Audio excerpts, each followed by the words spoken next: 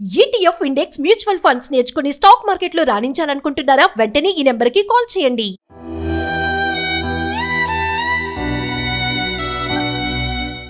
Madam ఇంత ఘోరంగా జరుగుతుంది.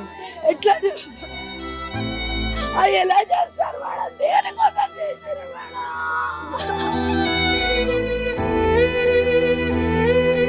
నా చిట్టి తల్లి, నా చిట్టి తల్లి, నా చిట్టి తల్లి.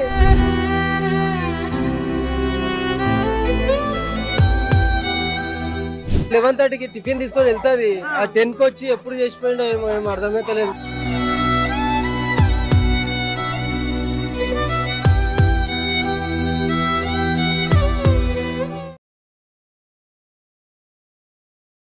హలో నమస్తే, వెల్కమ్ టు సుమన్ టీవీ. ప్రస్తుతం అయితే మనకి కుకట్పల్లిలో జరిగిన సహస్ర హత్య కేసు అయితే ఎక్కువగా మనం వింటూ ఉన్నాం. అయితే దీని పట్ల మనకి ఎవరు చంపారు, అసలు ఏం జరిగింది అనేది ఎవరికి తెలియట్లేదు ఇప్పటి వరకు కూడా. అంటే ఇది మనకి సంఘటన జరిగి 18న జరిగింది. సో ఇప్పటి వరకు కూడా మనకి ఎవరు చేశారో, అసలు ఏం జరిగింది అనే విషయాలపైన మనకి క్లారిటీ లేదు. సో దీనిపైనే మనకి ఈరోజు మాట్లాడడానికి పోలీస్ డిపార్ట్మెంట్ నుంచి మధు గారు ఉన్నారు. వీరితో మాట్లాడి మరికొన్ని విషయాలు మనం తెలుసుకుందాం. హలో అండి, నమస్తే మధు గారు. నమస్తే మేడం.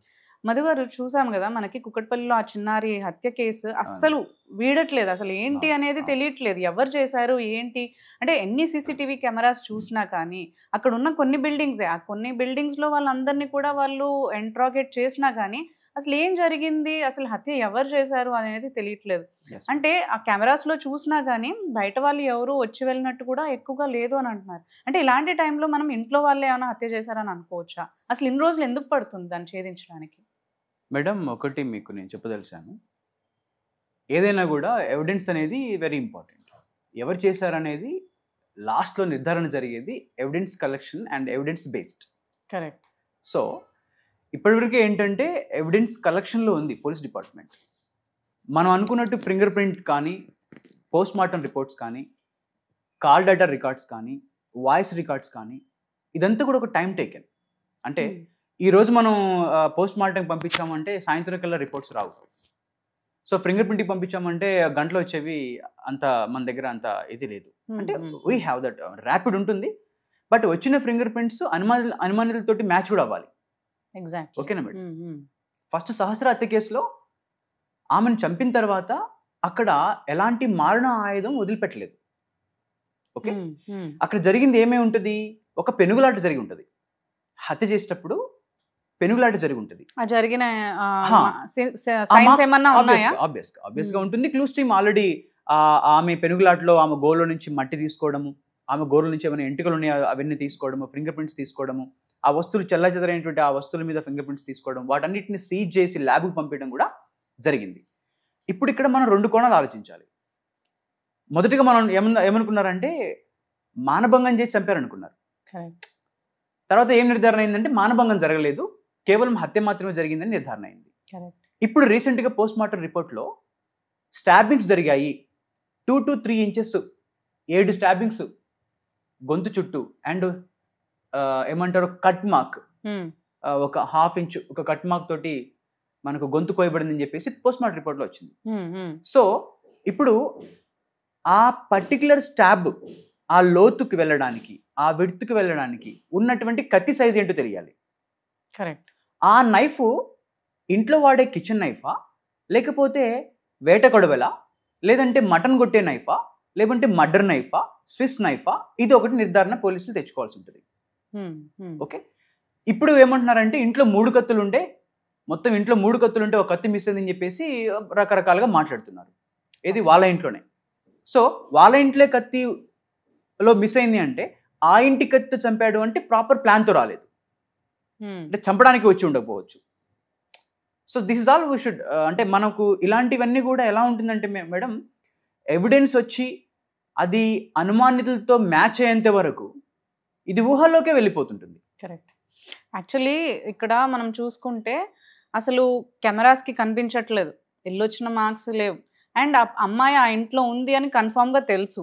సో తెలిసే, అండ్ మీరు అన్నట్టు ఇప్పుడు ఏదైతే మర్డర్ చేశారో ఆ వెపన్ కూడా లేదు. అవును. అంటే ఇదంతా ఒక ప్రొఫెషనల్ ప్లాన్డ్ గానే వచ్చినట్టుగానే అనిపిస్తుంది కదా. అంటే కెమెరాస్ కి చికెన్ మామూలుగా నార్మల్ పర్సన్స్ అయితే అంత ప్లాన్ అయితే చేయరు కదా. ఆబ్వియస్లీ. అదే ఇప్పుడు నేనేమంటున్నానంటే ఒకవేళ ఇంటి వాళ్ళు చేస్తారు అనుకుంటే ఆబ్వియస్గా ఇంత ప్లాన్ అవసరం ఉండదు వాళ్ళకి.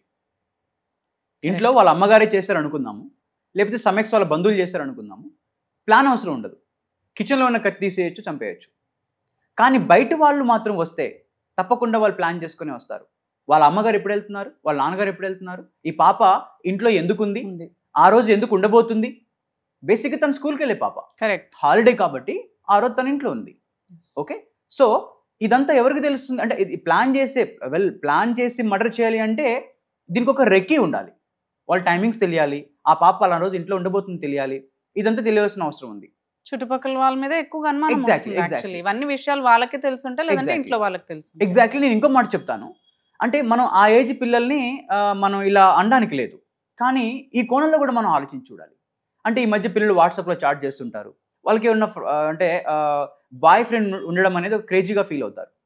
సో ఒక అబ్బాయిని ఇష్టపడి బాయ్ ఫ్రెండ్గా ఉండడం క్రేజీగా ఫీల్ అయ్యి అది ఇంకోటికి నచ్చగా, తన బెస్ట్ ఫ్రెండ్కి నచ్చగా పిల్లలు ఎలా అవుతున్నారంటే చాలా షార్ట్ టెంపర్గా ఉంటున్నారు. సో మనం ఇట్లా అనడానికి లేదు. అంటే ఇది పేరెంట్సే చంపారు, ఇది ఇంటి పక్కన వాళ్ళే చేశారు, ఆ అమ్మాయి బెస్ట్ ఫ్రెండ్ కూడా చేసి ఉండొచ్చు. నేను ఇంట్లో ఉంటున్నాను వచ్చారా ఆడుకుందాం అని చిన్న మెసేజ్ పెట్టి ఉండొచ్చు, లేదంటే వాళ్ళ ఇంట్లో ఉంటున్నాను చెప్తే చుట్టుపక్కల ఆడుకునే ఇప్పుడు ఎలా ఉంటుందంటే మేడం, ఒక బిల్డింగ్ లో 20-30 సీసీ కెమెరాలు అమరిస్తే అందులో 80% పనిచేయవు.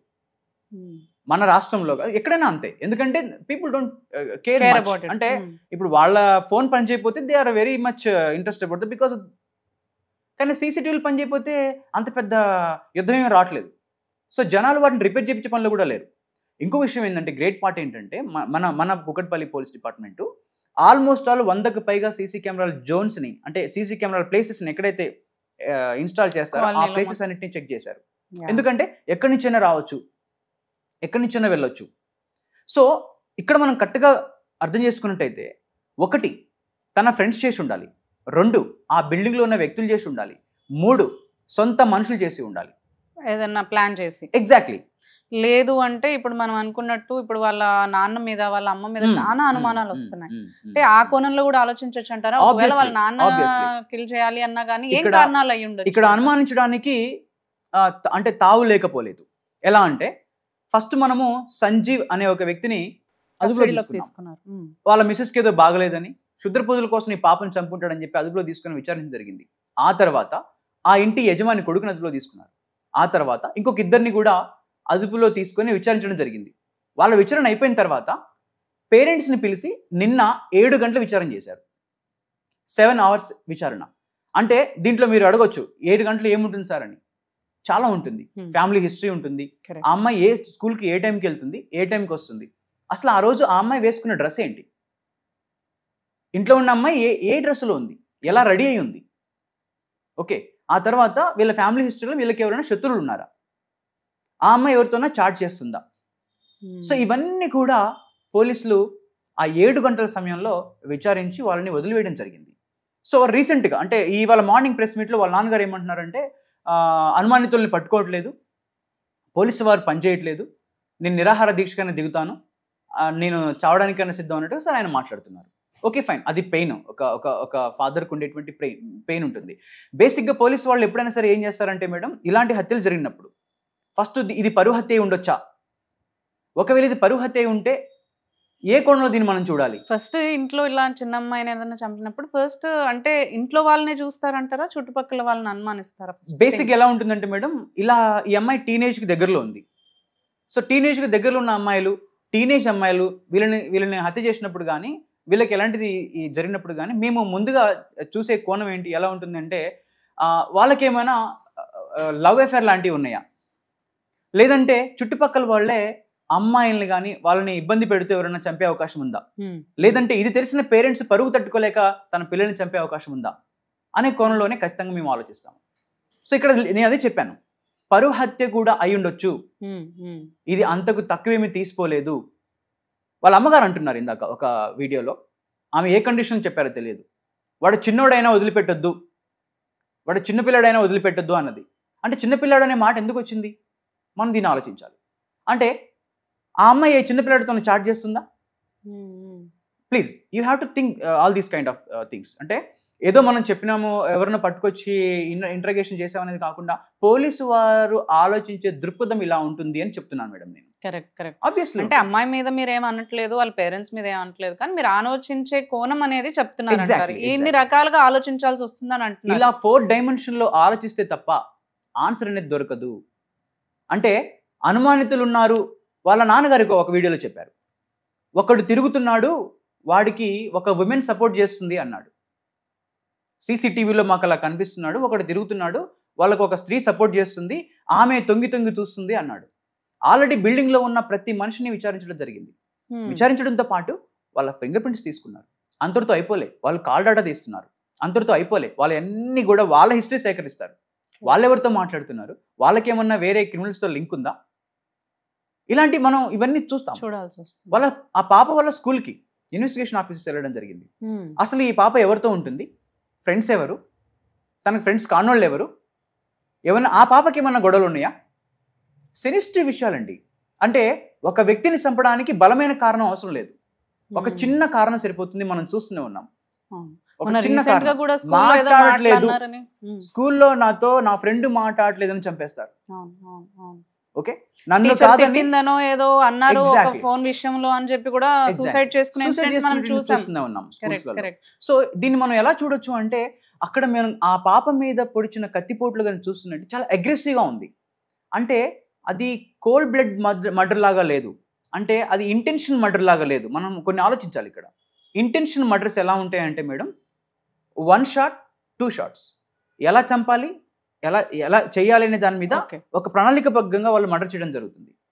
కానీ కోపంతోటో ఆక్రోషంతోటో ఒక గర్జ్తోటో ఇంకేదో ఒక రకమైనటువంటి ఆ టైప్ ఆఫ్ పించ్ జరిగినప్పుడు బ్రెయిన్లో ఆ కత్తిపోట్లు డిఫరెంట్గా ఉంటాయి.